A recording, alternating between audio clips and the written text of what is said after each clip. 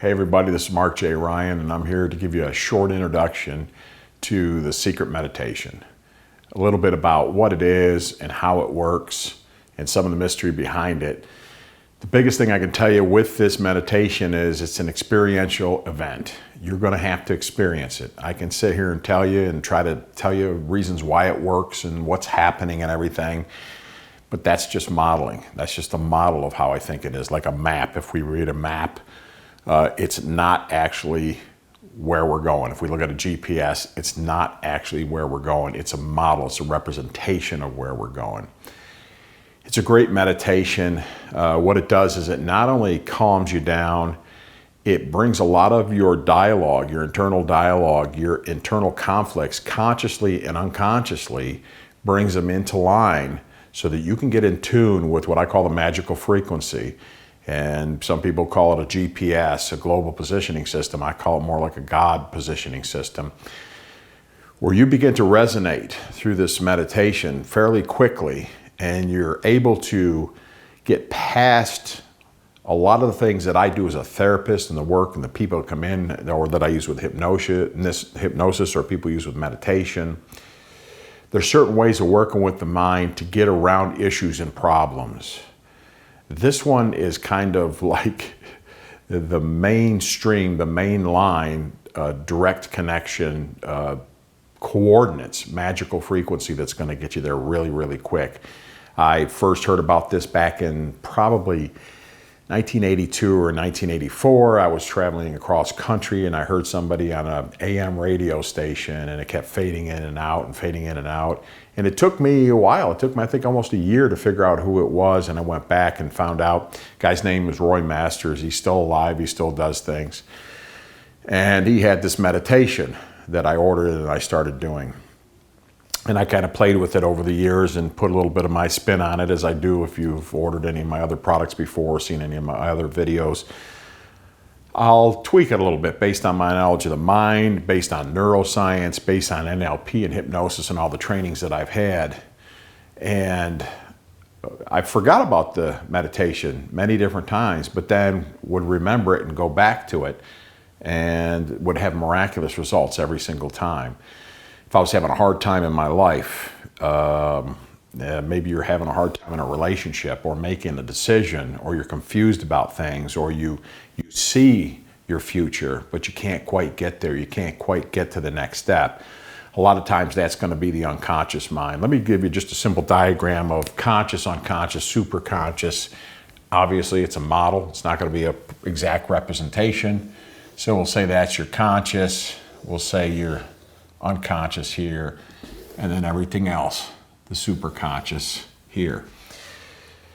Again, size does not matter. I've used the representation of a grain of sand sitting next to the Empire State Building. I've used a pea, a frozen pea, the kind that we eat, inside of a football stadium, sitting in the middle of it. The amount of information that we take in here in the conscious, you may have heard me say this before, but it's about 7. I think that's right. 1, 2, 3, 4, 5, 6. We'll put one more, 7. And they've done tests that says it's about 7 plus or minus 2 bits of information that we can get in there.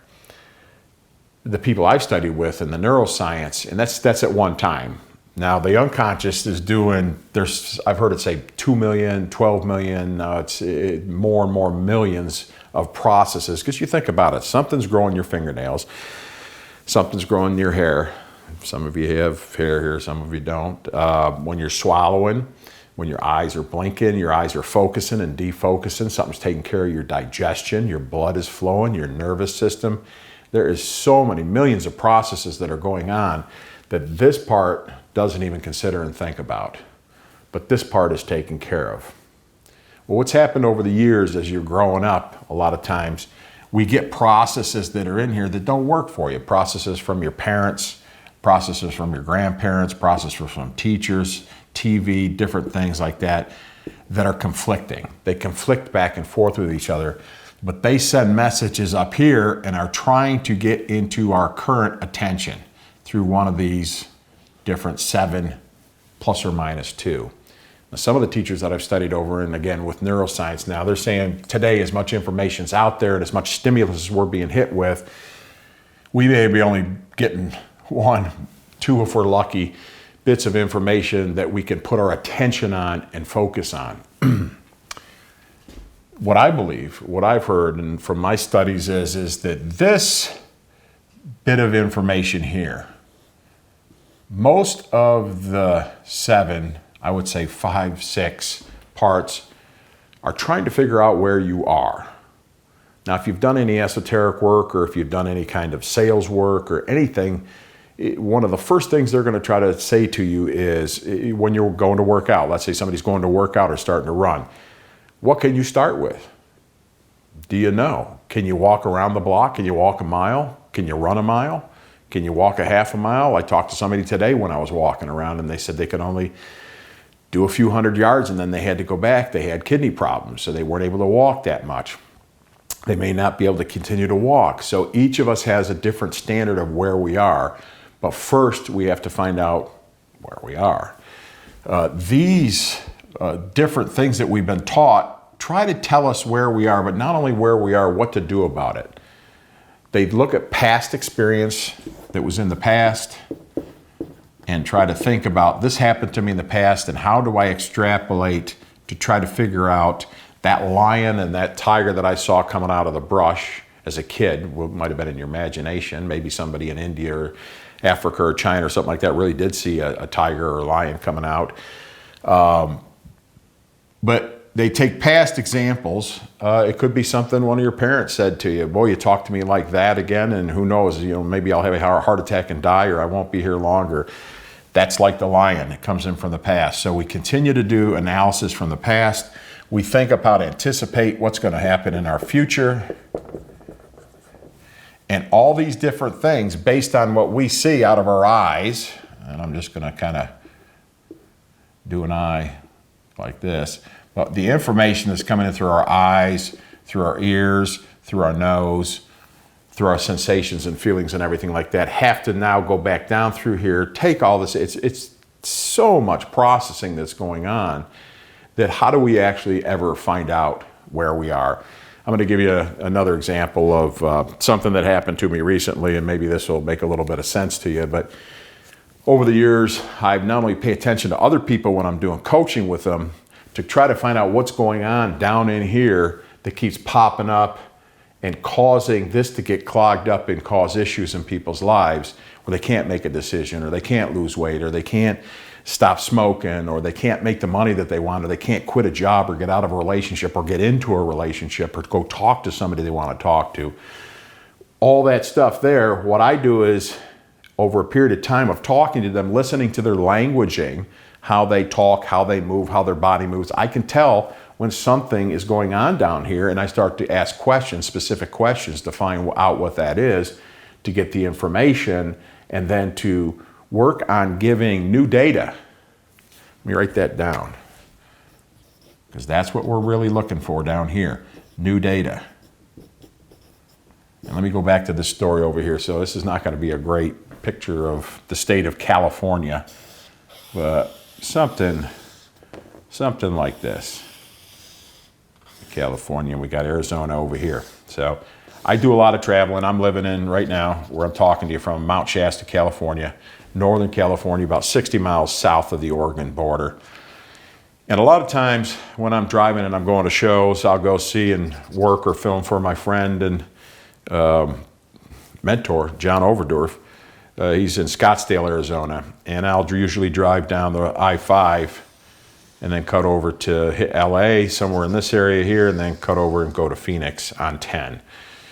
And when I'm driving this drive, I've done it so many times that I figure I got about 10 hours drive in me, what puts me close to Los Angeles in the Bakersfield area. There's actually a little town, it's a little exit called Buttermilk Exit that's down there. And then on the way back from Phoenix, I've got about the same 8 to 10 hours, which puts me, there's Sacramento, just north of Sacramento a little bit. There's a little town called Dunnigan there. And then done again. And here I've got a lot of stuff. I usually carry my camera stuff plus suitcases, and just my car is fairly full. And what I'd like to do is find hotels where I can just pull up, open the door, empty everything out, get in bed, go to sleep, get up in the morning, shower, put everything back in the car, boom, I'm on my way. So I've got this little routine that I go through. And recently, the last time I went, which was in August, July and August, went down to see John from Mount Shasta, drove down, stayed about 3 weeks with him, filmed, and then came back. Now, on my way back, I had thought, I didn't drive very far because it was later in the day, and so I made it to here. But I was used to making it up to here. And what happened was, I was here, and when I woke up in the morning, I stayed in actually a different part of the hotel than I normally do, on a different side. They know me there. Hey, Mark, how are you? Come on in, we got a room ready for you. We'll get it ready for you. Well, that night, they weren't expecting me, and I still got a great room. I still was able to do that with the car, but I was at a different place. So when I woke up in the morning, I thought I was here, because that's where I normally am. But I wasn't. I only went to that part. Now, I have certain routines that I do in my mind, that I know where to get gas, I know where to eat in the morning, know where to get back on the highway, how long it's going to be, what I'm going to listen to maybe for a little while, when I'm going to call home and talk to my wife and my daughter and things like that. Well, because I normally thought I was here, when I woke up in the morning down here, all my plans had been made from there. Everything I thought I had to do. And usually what I'll do is I'll drive back about a mile, because there's a Pilot gas station there that has great food. It's the cheapest price that I found on all I-5 for gasoline. So I'll usually go in there and fill up. So my plans were to drive back that mile, fill up my car, check the oil, get something to eat and everything. But I was here. I was still down in Buttermilk by Bakersfield. And what happened was, my mind was so convinced, even though I knew I had two competing things, where I knew once I woke up and got up and saw my surroundings that I was still there, but I found my actions and my plans staying in my head, telling me what to do based on that I was there. So let's bring this back for a minute. So you really can, until I got on the highway down here and started going up the highway, I don't know for how long, I still thought I was there. And at certain points, when I got up the road, I thought I should have been in Reading, which is about an hour from home, because I thought I was still starting off from here. And what we do is we think we're starting from a certain place, and we're not. We might think we're starting from a certain place physically. How far can I walk? I can run a mile easy. I used to run a mile when I was 25. When I'm 50 plus, I'm not going to run a mile starting off. I may work up to a mile, but in my mind, I might think that I'm here, but I'm really here. Spiritually, where are you? You know, where are you compared to where do you think you are? A lot of this stuff comes from when we were children and young, and we still think we're there. We still think we're located there. But we need to update the data. And a lot of times with hypnosis, when I'm doing coaching, when I'm doing NLP, most of it's now just conversation, because I can listen to what people are saying, hear what they're saying, get a feel of where they're at, start asking them questions.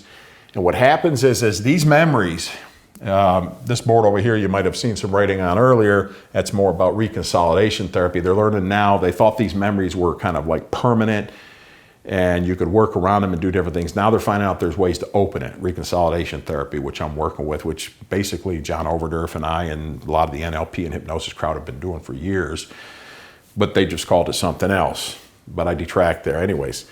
So you've got these memories, these old memories from the time that you were a kid, and they tell you you're at a certain place. I'm living here in Northern California right now, talking to you from Mount Shasta, but I grew up in New York State, all the way on the other side of, try to do a New York State anyways. It's not a good New York State, but anyways, I lived in central New York at that time. So a lot of these memories, location-wise, physical location, my memories, when I go back and a certain thing will trigger me to a memory, a song. Let's make it easy. Let's talk about a song or snow, if it starts to snow here. I go back and have memories. I think that I might still be here and I might be responding from here, and yet I am physically located here. So, going back to this, a big chunk of the 5, or the 7 plus or minus 2, about 5, let's say 6 of them, are trying to figure out where you are on different levels, on a spiritual level, on a physical level, on a relationship level. There's so many different levels, and where we learned it from, who knows what time? Was it college? Was it high school? Was it in church, synagogue, or wherever? We have all these different things, and they're all trying to compete. If a certain situation or stimulus comes in, big stimulus comes in the eye or through the ear, we start to think maybe we're here, and we decide our actions on what to do will be from here, not from here. Now, what we want to do is we go through different processes, we go through different techniques, like people talk about the secret, different meditations, mindfulness. We're looking to say, okay, we realize something's wrong, something's not proper, and we want to get higher consciousness, we want to get enlightenment, we want to get awareness, we want to get awake.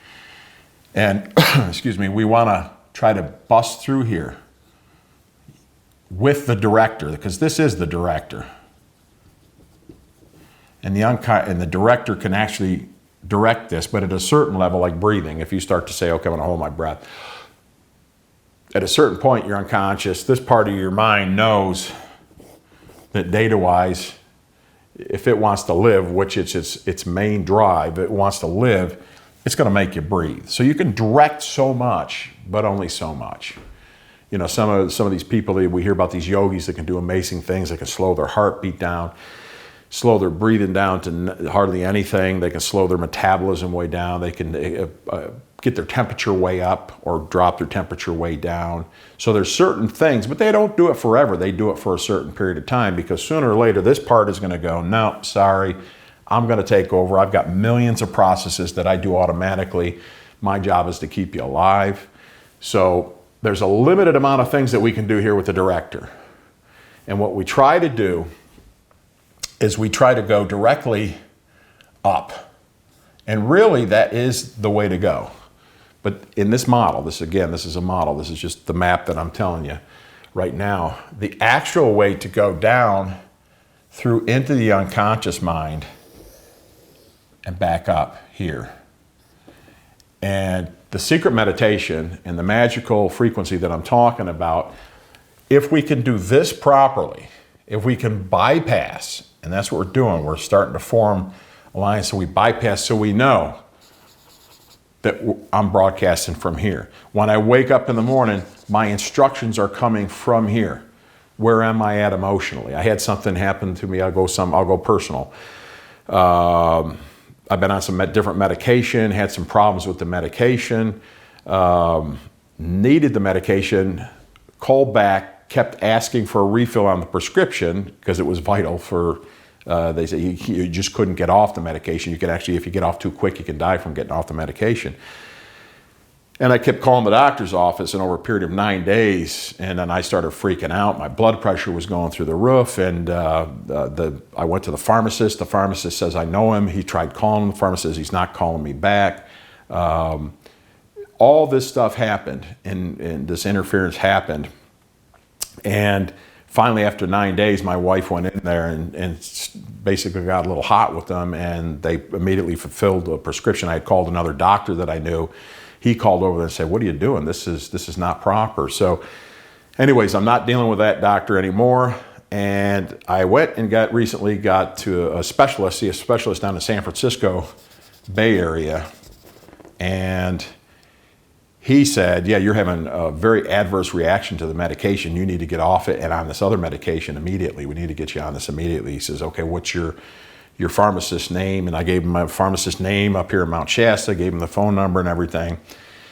Well, we got back there to Mount Shasta, and so I call up the pharmacy. This is a day because we ended up spending the night. We did some putt-putt with the kids and things like that. Went to the beach down at Bodega Bay, which is very nice if you ever get a chance to go there. And then went back, and no, the next day the prescription was not there. It had not been filled. So what I started to do was I started to put the location of the other doctor on this doctor. And that wasn't proper. But it was so strong of an experience that happened over those 9 days with the other doctor that even a little bit of a tweak, even a little bit of a stimulus of the old doctor that was in Mount Shasta, a little bit from that stimulus, that this doctor began to do a little bit of what the other doctor did.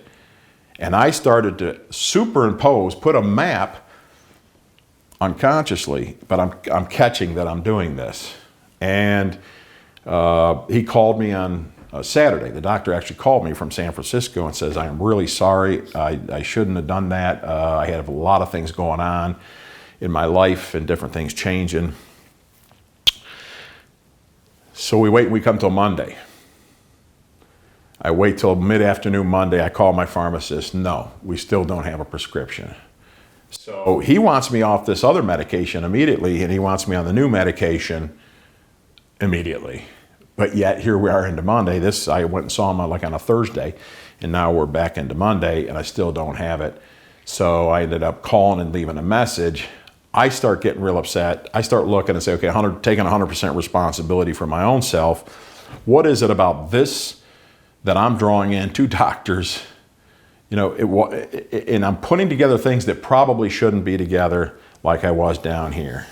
I'm down here, but I think I'm here. My plan of action to go from here and to get home within a certain period of time is much different than my actual reality. What I'm thinking down here about the old doctor, I'm now starting to apply to the new doctor. So it basically tells me I don't know where I'm at. I don't know where I'm at with this doctor, but I'm taking past resources, if you can call them resources, but I'm taking past stimulus responses, and I'm now starting to apply them to this new doctor. Does he deserve it? No, he does not. But it's something our minds do automatically. And you can't blame yourself. This is just what the mind does. If it sees something, if it looks like a lion, it looks like a tiger, but it's black and it's a puma and it's moving at that rate, the brain is going to go, sorry, close enough. Here's how you're going to feel about the situation. Sometimes with a big cat or a bobcat or something like that, same type of thing. People with snakes, it doesn't matter if it's a little snake or it's a black mamba or a coral snake, whatever it is, the snake is a snake. They put enough associations. It's something our brain is really, really good at doing. So what do? I start to go into the meditation. I start to go into the secret meditation. I start to relax. I did some mind power for free. I'm starting to catch myself and say, I don't have enough data, because this is what we're looking for. We're looking for new data. I don't have enough data yet to make that determination to say these things about this doctor. Now, I had done a little bit of research on him beforehand, or I wouldn't have gone and traveled 5 hours drive to go see him, because he was a specialist in this. So I did some more research on him.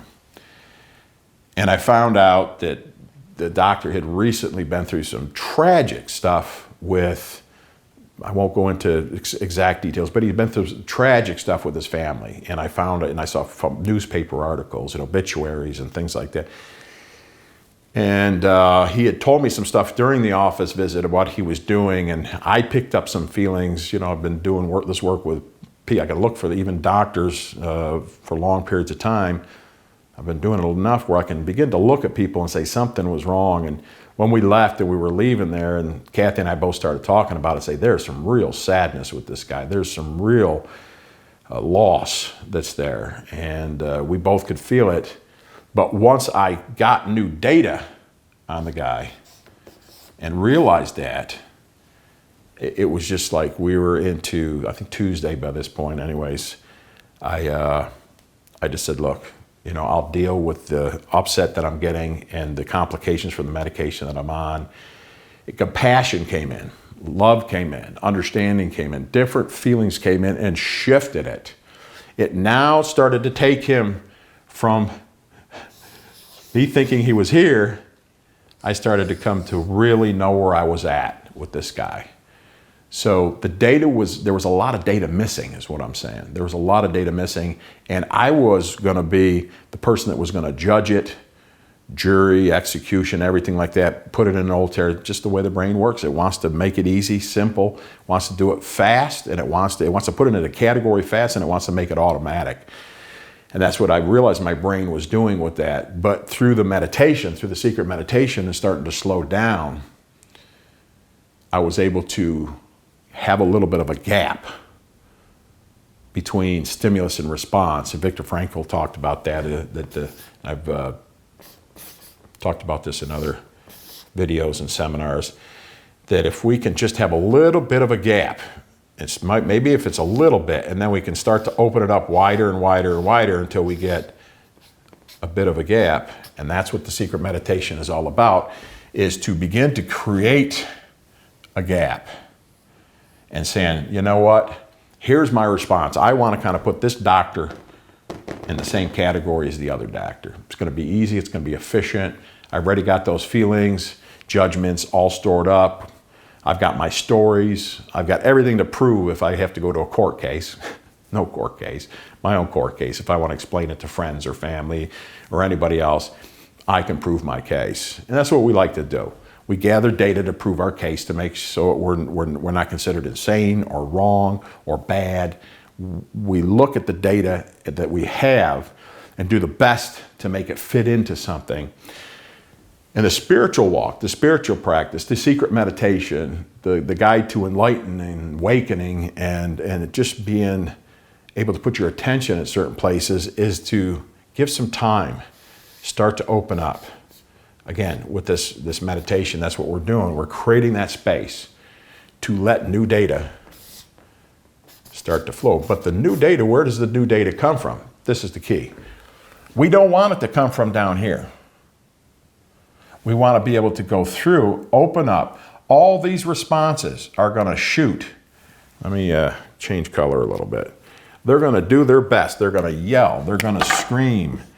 They're going to just do anything and everything they can to get into your attention and to get into your awareness, so it doesn't get back here. Because what happens is when we get into our higher self, if we can give enough time, even just a tiny little bit, just maybe even like a mustard seed or something, real tiny, and begin to start opening that up with our attention and our awareness, staying in the present, staying in the now, what starts to happen is the data comes down into our bits, these bits here, but also these bits here. And we start to open up, we start to get the data that comes in, different data, intuitive data. Because what happens is this place is where we really are. That's where we really are all the time. We're there all the time. But this part makes us think from our past and into our future that we're at a lot of different places, that maybe we're in New York or Mount Shasta or down in Dunnigan or Buttermilk or maybe San Francisco or Phoenix or wherever. How many times if people that you travel a lot, I mean, I've had to call the front desk and say, could you please tell me what city I'm in? I don't know where I'm in right now. Why do I really need to know that? Because I need to know what to do. What am I going to do? What are my plans based on that? So what if we found out that there is already some kind of a plan, an intuitive plan, a knowing, an inner knowing that's available to us? So instead of us having this communication between these two back and forth, trying to figure out the best way or to reroute something or to change or shift something, which I still recommend doing. I still feel it's very, very useful. But if you could begin to do this meditation and hold this place, this is what I'm doing right here, the stimulus and response, hold that gap open long enough, all of a sudden there's a message that goes up to here. And trying to break through to get up to here isn't the order of it based on this model. So this morning, I'll tell you another little story. This morning I'm laying in bed and I got the window open. I got a crank window and it opens like this. It's not a window that opens up and down. You crank it out and you crank it in. And inside that window, there was a bee. And they usually come in a lot of times and then they leave. Well, this bee, I could tell was going to be one that was going to be in there for a long time. It kept butting up against the window. It was doing everything it could to try to get out that window because it could see that there was something bigger. It could see that there was something better that was there. And it reminded me of a story. It was a book that came out, I don't know if it was the 80s or the 90s, but it was called U Squared, U2, and it was Pritchard. And he told the story about, he was sitting in his room and he had this book written, a small book, a powerful book. If you get a chance, look it up on the internet and get it. U2, it's just U, I'll write it down, Y-O-U-2. And just put the name Price in there. I can't remember exactly how to spell his last name. Pritchard, P-R-I-T, Price Pritchard maybe. Something along that, anyways, U2. It's only like $7 or $8. But I remember him talking about looking for a foreword to his book, and he couldn't remember the foreword. And he said he was just sitting there staring out the window. He's in north of Toronto somewhere in the summertime. And he said he watched this fly. And he said he watched this fly just trying to get past this glass. It could see. We sit there, we say, I can see, I can visualize. I know it. I know it's there. I know it's all, I can see it. It's right there. But why can't I get past it? This fly, he said he watched this fly and he knew. Just like I've known. How many bugs do you see on your windowsill? I mean, I've got a big skylight upstairs in my bedroom and I watch and it's so high, once bees and flies are up there, that's it. And then we'll find them on the floor. And what they do is they exhaust themselves trying to get past this because they can see it, but they keep bumping into it. Does that sound familiar in any way? They keep bumping into it. They keep bumping into it. You keep bumping into things.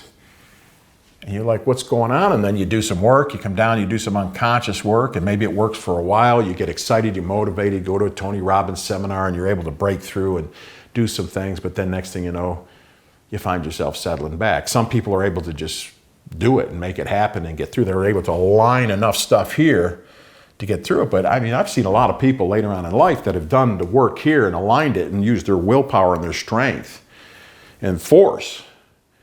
But they don't look like they're very happy. And a lot of times they don't live very long. So what are the people that I study, that I look at to say are happy and have done it? What have they done? And I find that they have an ability, whereas I get mad at something. Years ago, I remember coming up the street and they had changed the street from two-way to one-way. And I'm starting to go to try to get past her, but it was an older lady and she went onto the street. She was going one way, but it was the wrong way. And I'm just sitting there in my car and I'm thinking, wow, I can't believe the way people drive. Can't they pay attention? Can't they see things? Where do they have their attention? Well, her attention probably was closed up here. She's older, nervous about driving. She had all kinds of other memories, bad things happen and whatever like that. And I'm sitting in that car, and then I see this guy in a pickup truck coming the other way, and I kind of see him hand out the window waving at this, and this person just basically stopped in the middle of the road. The guy got out of the car, and I thought he was going to attack her or say something or whatever like that. And he went over to the window and he was smiling and he started, and I rolled down my window and I can hear him talk. And he goes, no, you're just going the wrong way. They changed the street. It used to be two-way, but now it's one way. He goes, here, and he backed his truck up. He stopped traffic and he helped the person turn around and then go. And I'm like, wow, that's success to me. That is somebody that can look and have a little bit of difference between where my stuff is, my crap, of all the memories of the stupid things that people have done. And I want to put this poor old lady that's mixed up into that. Not on purpose, It's a process that happens automatically. And why am I talking about this? Why have I gone through all this? Because I'm telling you, the secret meditation, if you'll do this meditation, it really does work. It bypasses this. And it comes up to here. And the information, when you open this stimulus and response, the information that begins to come in and fill your 7 plus or minus 2 bits of information that your conscious mind can pay attention to at one time, different data, new data starts to come in. And what happens is over a period of time, the director and the unconscious mind, they're also paying attention. And they also start to settle down after you've done this route for a while, practiced this meditation, done it, had this gap between stimulus and response, let some new data that comes in there. These parts mainly are in there to keep you safe. And if the data that's coming in from here, from your higher conscious, from God, from the universe, whatever you want to call it, who we really are, but where we really are. Who we are, not just where, but who we really are. We're always going to know where we're at.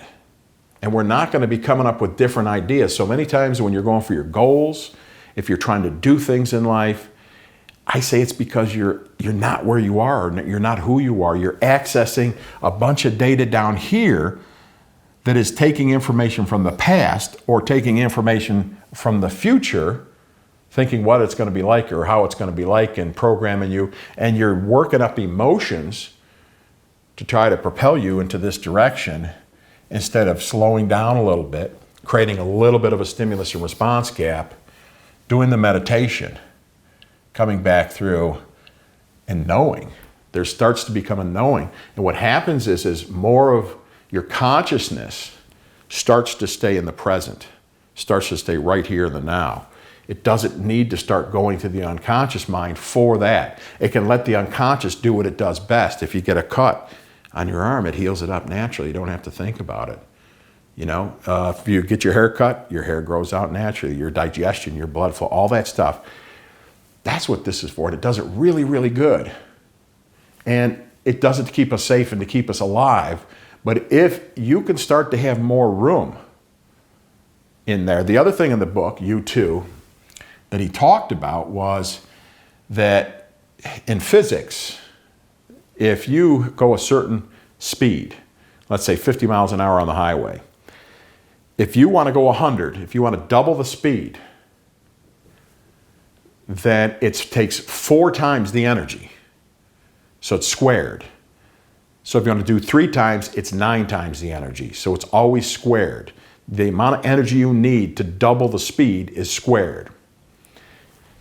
If you're using a lot of this energy that is made, created to keep us in health, to keep our mind clear, to keep us in safety, if we can begin to trust this, and these safety mechanisms can start to calm down, and we don't have to worry about our location, who we are, where we are, what we are, this starts to open up more. We start to experience the now more in life. We can stay here. We're not worried so much about what happened to us in the past. We're not stuck on that. So instead of doing a lot of therapy or a lot of work or a lot of different techniques between the conscious and the unconscious mind that do work, there's plenty of them that do work. What I'm suggesting is a program that will take you through and bypass all of it and start to bring you into a mindful awareness, a different type of mindful awareness, not just a mindfulness. And mindfulness from the Buddhist perspective works great. A lot of the neuroscientists are Buddhists and teach mindfulness. But there's also, throughout this meditation, there's a couple things that you're going to do that are going to open up a direction part. A lot of times mindfulness is just to empty the mind or just to concentrate on certain things, to keep the mind as empty as possible. I'm saying let's do that. Let's keep the mind as empty as possible. Let's settle down. Let's give more space here. But how do we get in touch with that frequency, with that crystal within us that lines us up with who we are and where we are and what we're doing here, and start to follow the instructions? So if you think that you're in Mount Shasta, and you're living in, and you're actually living in New York, but you're thinking you're in Mount Chester, or you're living in New York, vice versa, either way, let's take San Diego. Let's go from New York. Instead of me moving to Mount Shasta, let's say I move down. Actually, San Diego's down here, down in this area down here. Let's say I move down to San Diego area down here. If I still think I'm living in New York, my plans are going to be snowblower. Leaves are going to be changing. I've got to rake leaves. I've got to mow the yard. I've got a lot of different things to do. I'm planning on things, and I'm setting goals. This is where it comes into the goal setting, how we set goals, and spend a lot of time and energy down here, because I think that I'm in New York and I need to plow and shovel and cut grass and rake leaves and all that other stuff. But really, if I'm in San Diego, there's none of that stuff to do. I'm wasting time. Just like I was wasting time when I'm down here, trying to figure out what I got to do from here. That was wasted energy. When we go through and we take this path, we start to open this up. The unconscious mind and the conscious mind start to feel safe. We realize, I'm repeating myself, but this is really important.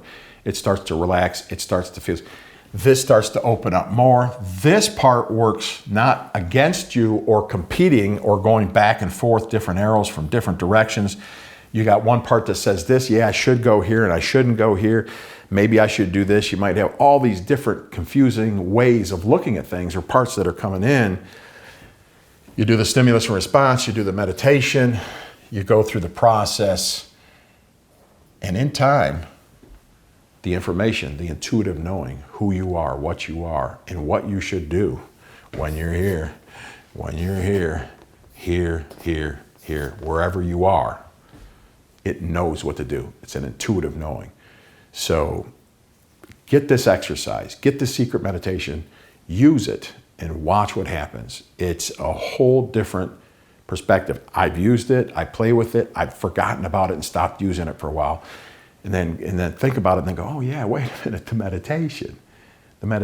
I mean, I had this thing that it's going to take me a long period of time to find what is the secret, what's the secret meditation. And I started off years ago and I got the answer right away through the meditation, but part of me still thought that I was up here, so I kept looking and I'd forget about it and I kept looking. And I think it's an important time in the world right now, what we're going through, that more and more people learn this. It's a quick, it's efficient way. I thank Roy Masters, the original developer. It comes back ancient. It's thousands of years old. There's a lot more to the story of the meditation and what can be done with it. But I was advised not to go too far into it and give too much information, to just get here, practice this for now, and then we could talk about other stuff more later. But right now, get the secret meditation, try this process, go through this, see what happens, watch your life change. It'll be amazing. And I'd like to go through that with you together and have some kind of interaction. So thanks for listening. Talk to you soon. This is Mark J. Ryan.